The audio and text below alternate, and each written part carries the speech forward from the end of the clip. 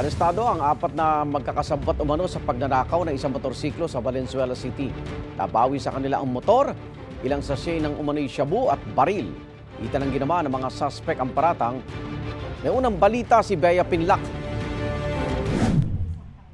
Sa kulungan ng bagsak ng apat na lalaking ito, matapos umanong magsabwatan para tangayin ang motorsiklo ng 22 anyos na estudyante sa Valenzuela nitong Martes. Ang mga suspect nanutok pa umano ng baril ayon sa pulisya.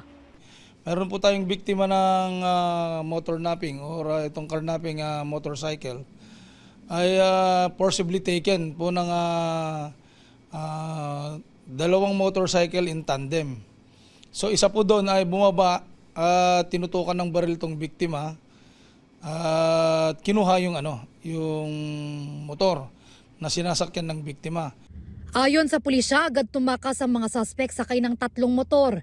Nagsumbong naman ang biktima sa mga otoridad. Sa ilang kuha ng CCTV, nakita pa ang isa sa mga suspect na umiikot-ikot sakay ng umano'y nakaw na motor. Ayon sa pulisya, naaresto kalauna ng 4 na suspect sa Oplancita sa Barangay Lingunan. Wala raw na ipakitang mga ID at dokumento ng motor ang mga suspect.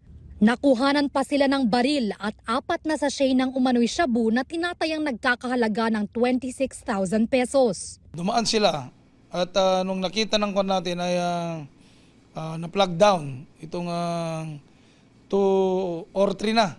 3 motorcycle, yung nagkaroon po ng hesitant itong mga suspects at they're insisting or trying to elude. Talagang gusto nilang tumakas.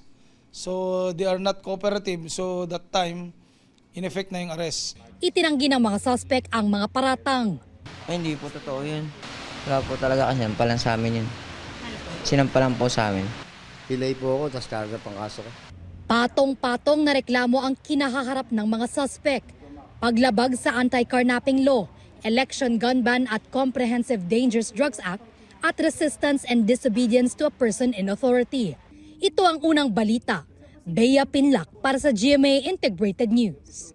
Igan, mauna ka sa mga balita, mag-subscribe na sa GMA Integrated News sa YouTube para sa iba't ibang ulat sa ating bansa.